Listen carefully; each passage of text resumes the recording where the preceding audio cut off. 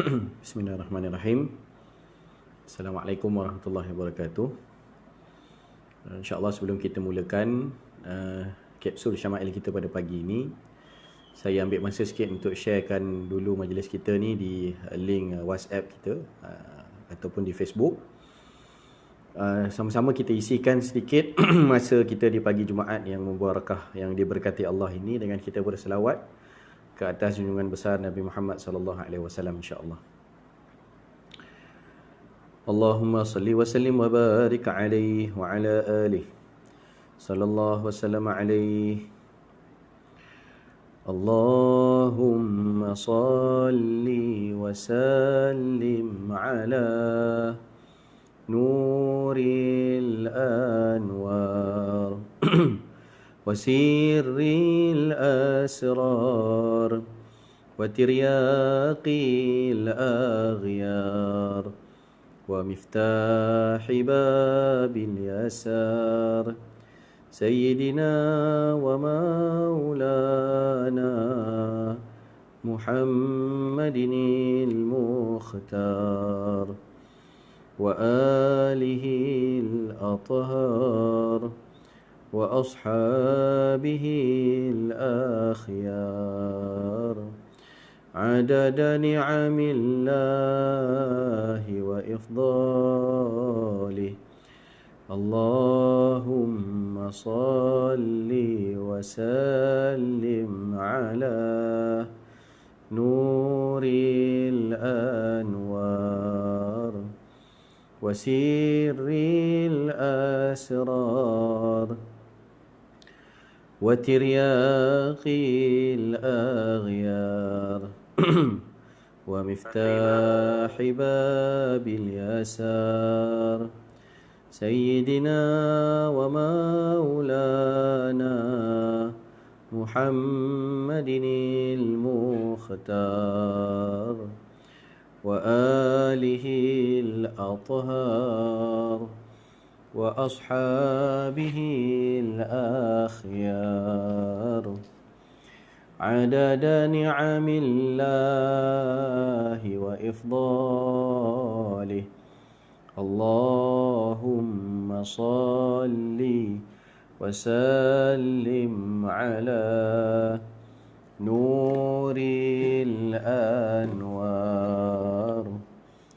وسير الأسرار وترياق الأغيار ومفتاح باب اليسار سيدنا ومولانا محمد المختار وآله الأطهار وأصحابه الأخيار عدد نعم الله وإفضاله.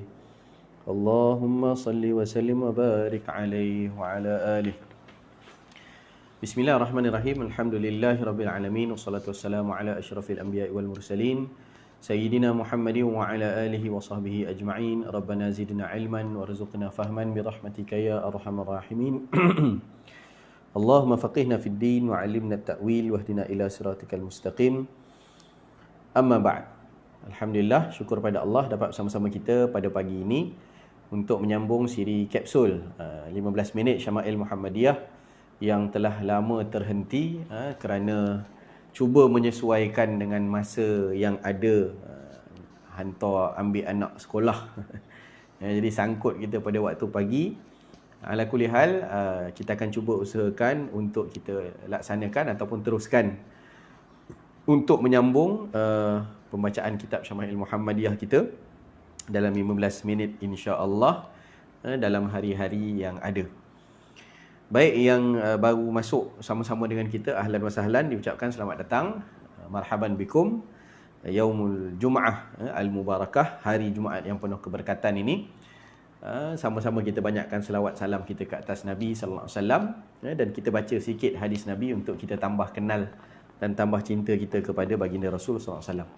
yang mengucapkan salam kepada saya di ruangan komen. Saya ucap Waalaikumsalam warahmatullahi wabarakatuh. Mudah-mudahan sentiasa dapat rahmat, dapat kesejahteraan dan juga keberkatan daripada Allah Ta'ala. Ada Puan Rizitah dan juga Puan Siti Hajar dan juga sahabat-sahabat kita yang lain, insya-Allah. Baik, kita sambung hari ini bab yang ke-11. Muka surat 33 bagi yang ada kitab cetakan yang sama dengan saya. Qala al-musannifu rahimahullahu ta'ala wa nafa'na bihi wa bi'ulumihi fid dharaini amin. Babu ma ja'a fi na'li Rasulillah sallallahu alaihi wasallam.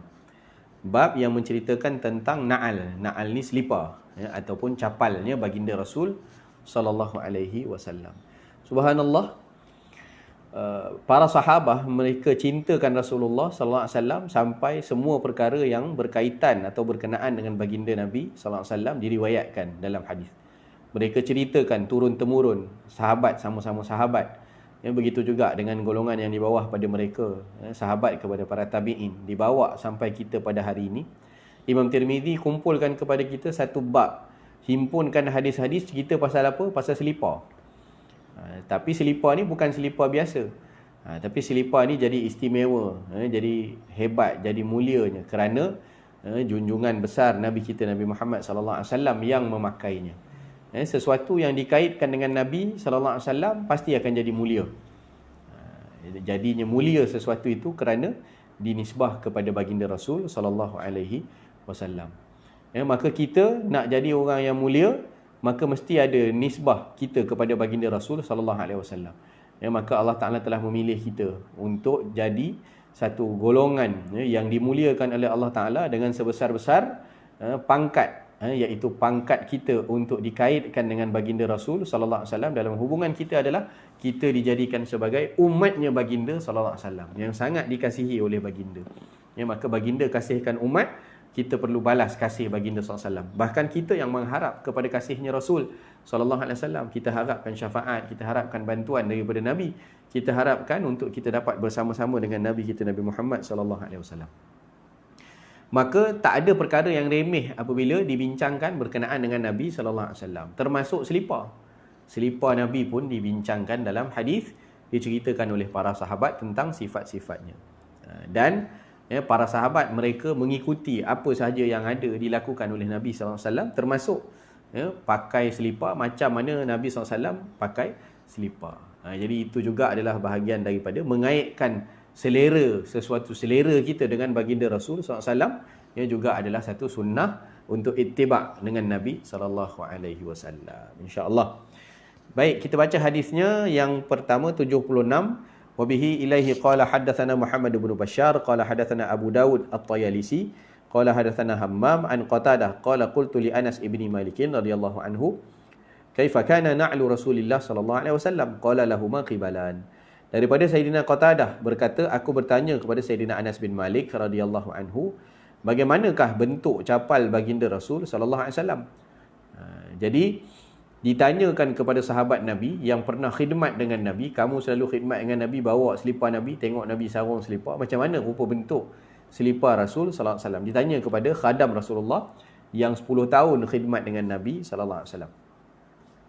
Maka Sayyidina Anas radhiyallahu anhu menjawab, kedua-duanya, yakni dua-dua belah mempunyai 2 tali capal. Jadi 2 tali untuk dua-dua belah.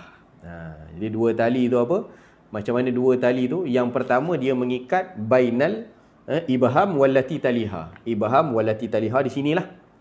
Diikat di sini. Daripada sini dia cross masuk ikat di sini. Ibham ni ibu jari lah. Kemudian yang kedua adalah bainal wusta wallati taliha. Wusta adalah jari tengah, jari hantu. Jari tengah. Jari hantu lain kan? Ni telunjuk, tengah, hantu, manis. Okey, jadi bainal wusta wallati taliha. Jadi satu lagi ikat dekat bahagian sini. Jadi ada 2 ikat.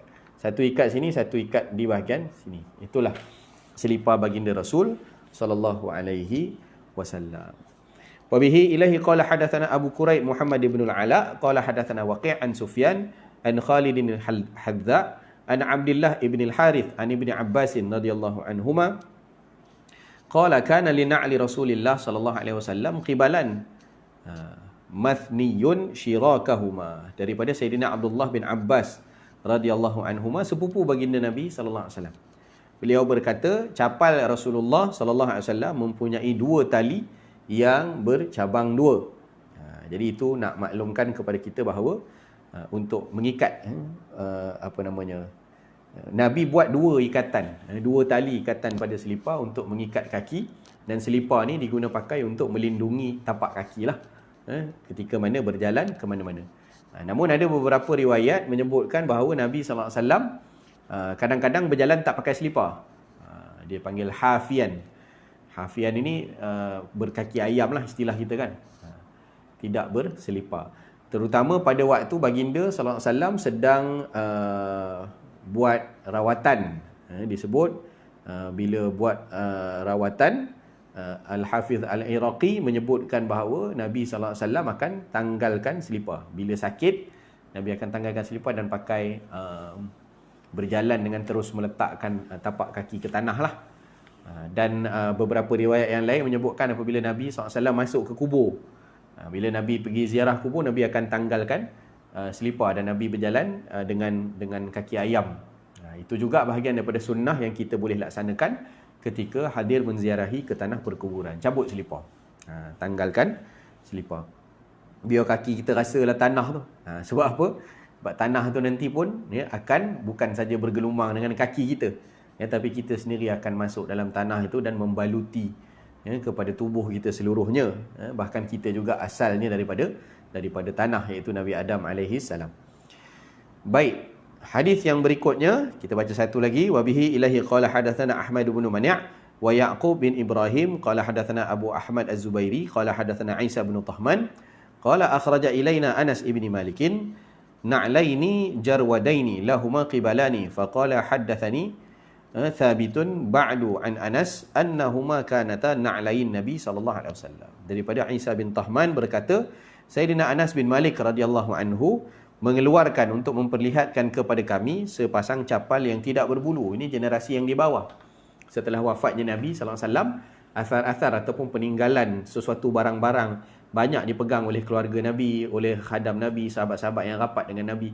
Antaranya Sayyidina Anas memegang ada simpanan selipar yang pernah dipakai oleh baginda Rasul sallallahu alaihi wasallam. Jadi Sayyidina Anas keluarkan kepada kami sepasang capal yang tidak berbulu. Maknanya kulit khalis lah, kulit yang bersih, dia tak ada bulu-bulu. Kemudian capal itu mempunyai 2 tali capal. Berkata Isa bin Tahman, selepas itu Sabit menceritakan kepada kami, Sabit daripada Anas, bahawa capal itu adalah capalnya baginda Rasul sallallahu alaihi wasallam. Jadi Sayyidina Anas simpan selipar Nabi, kemudian tunjuk pada sahabat. Ini selipar siapa? Ini selipar baginda Rasul sallallahu alaihi wasallam. Begitu cintanya para sahabat terhadap baginda Rasul sallallahu alaihi wasallam. Mereka kalau boleh nak ada momen-momen indah, hatta barang-barang simpanan, bukan barang tu yang jadi benda penting sebenarnya, tapi keterkaitan dengan tuan punya barang. Itulah yang lebih penting. Kita hadiahkan sesuatu kepada isteri kita ataupun kepada kekasih kita. Kekasih kita, isteri kita lah. Apabila kita berikan hadiah kepadanya, sebenarnya bukan hadiah tu yang jadi benda utama, tapi pemberian daripada siapa hadiah itu yang menjadi perkara yang akan menyebabkan hati kita terpaut dengan orang yang memberikan hadiah. Walaupun hadiahnya mungkin cuma sebatang pen, walaupun hadiahnya mungkin sebiji donat, walaupun hadiahnya mungkin kita anggap kecil, tetapi nilai orang yang memberikan itu yang terpahat di dalam hati orang yang menerima hadiah. Maka hadiah tidak semestinya perlu besar, tetapi hadiah itu adalah sesuatu yang kita dapat kenang-kenang keadaan ni. Oh, suamiku berikan aku ini, oh sahabat aku berikan aku ini. Maka akan timbul mahabbah, timbul kasih sayang daripada pemberian hadiah. Begitu juga kita kepada anak-anak kita. Kan, jadi berilah hadiah. Dan para sahabat dalam kes ini mereka simpan sesuatu yang pernah dipakai oleh baginda Rasul sallallahu alaihi wasallam kerana mewujudkan momen ingatan mereka terhadap baginda Rasul sallallahu alaihi wasallam. Disebabkan itulah sebahagian kita hatta melakarkan lakaran simbol capal baginda Rasul sallallahu alaihi wasallam. Sebenarnya bukan simbol itu. Simbol itu hanya untuk mengingatkan kita saja. Yang penting sebenarnya adalah ingatan kita kepada Rasulullah sallallahu alaihi wasallam. Bila tengok logo selipar tu, logo capal tu, logo na'al itu, maka yang kita ingat adalah sahibun na'li, iaitulah baginda Rasul sallallahu alaihi wasallam. Maka akan ingat kita bahawa baginda sallallahu alaihi wasallam adalah orang yang mulia, dan keadaannya hatta seliparnya disebut dalam hadis Nabi sallallahu alaihi wasallam.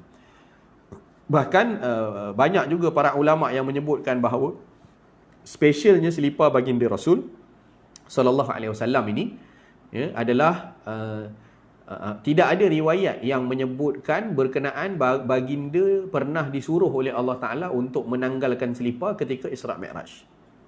Tak ada.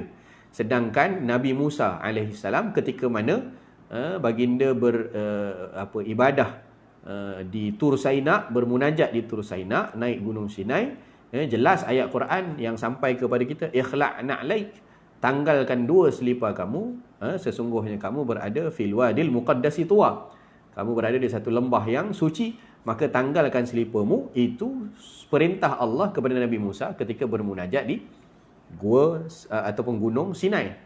Tapi Isra' Mi'rajnya Rasulullah sallallahu alaihi wasallam, Nabi memakai selipar baginda Rasul, dan tidak ada riwayat yang mengatakan baginda disuruh oleh Allah Ta'ala untuk menanggalkan seliparnya. Maka selipar Nabi pun ikut Isra' dan Mi'raj, naik ke langit. Itu specialnya selipar tu. Ada orang kata pelekeh kan, selipar pun nak buat logo, nak letak atas kepala. Itu selipar kita. Selipar kita memang tempatnya di kaki. Tapi seliparnya baginda Rasul sallallahu alaihi wasallam itu menempel pada khairil khalqi, semulia-mulia makhluk. Maka sesuatu yang dikait dengan makhluk yang mulia, semulia-mulia makhluk, maka kaitan ataupun perkara tersebut juga akan jadi mulia. Jadi itulah yang kita dapat bincangkan berkenaan dengan kemuliaan, ataupun sebenarnya disimbolkan perkara tersebut adalah kerana untuk memberikan ingatan kita kepada Rasulullah SAW. Setiap perkara yang membawa kepada ingatan kita kepada Rasul dan Allah, maka itu adalah baik. Kan dalam hadis disebut, bila sahabat tanya siapakah sebaik-baik orang untuk dibuat kawan, kan Nabi sebut apa? Sebaik-baik orang untuk dibuat kawan adalah orang yang apabila kamu melihat dia, kamu ingat Allah. Jadi kawan itu cerita kawan. Tengok muka dia, ingat nak berzikir kepada Allah Subhanahu Wa Taala. Subhanallah. Kan tengok orang ni alim dia, aku ni jahil, banyak benda tak tahu. Jadi bila tengok dia, Allahu Akbar. Macam mana amal ibadah aku nak banding dengan dia. Jadi dia teringat kepada Allah Subhanahu Wa Taala.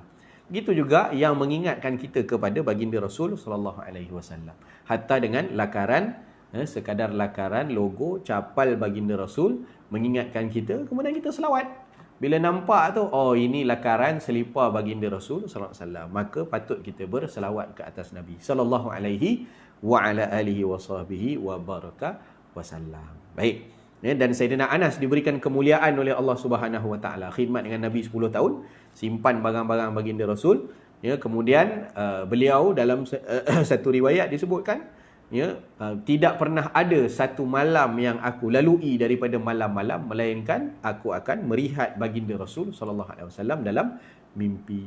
Jadi Sayyidina Anas bin Malik dikurniakan mimpi dengan kekasihnya baginda Rasul sallallahu alaihi wasallam. Bila setiap malam. Kita nak bagi seumur hidup boleh sekali pun, Allahu Akbar. Ini setiap malam dalam hidup baginda, dalam hidup Sayyidina Anas bin Malik adalah sentiasa momen-momen indah terpahat ketika mana mimpinya bertemu dengan baginda Rasul sallallahu alaihi wasallam. Itu kemuliaan yang diberikan oleh Allah Taala kepada seorang sahabat Nabi, 10 tahun khidmat dengan Nabi, namanya Sayyidina Anas bin Malik radhiyallahu anhu wa arda. Jadi cukup untuk sesi syama'il kita pada hari ini, insya-Allah. Ada rezeki nanti kita sambung lagi pada hari Isnin, dan kami cubalah insya-Allah untuk sesuaikan masa untuk cari, kita fleksibelkanlah. Kami berazam untuk buat juga kapsul ni setiap hari supaya tidak kita terlepas daripada ingatan-ingatan kita kepada baginda Rasul sallallahu alaihi wasallam. Begitu juga Ustaz Usni bawa Asmaul Husna supaya kita dapat memperbanyakkan zikrullah, mengingati Allah SWT. Hari Jumaat banyakkan salawat salam kita kepada Nabi, banyakkan doa-doa kita. Mudah-mudahan Allah Ta'ala jadikan saat-saat kita berdoa pada hari ini adalah saat yang dikabulkan, diistijabah oleh Allah Ta'ala, insya-Allah. Wallahu Ta'ala a'la wa a'lam. Terima kasih kepada yang bersama-sama kita pada pagi ini. Wassallallahu ala sayyidina Muhammadin wa ala alihi wa sahbihi wa baraka wasallam. Assalamualaikum warahmatullahi wabarakatuh.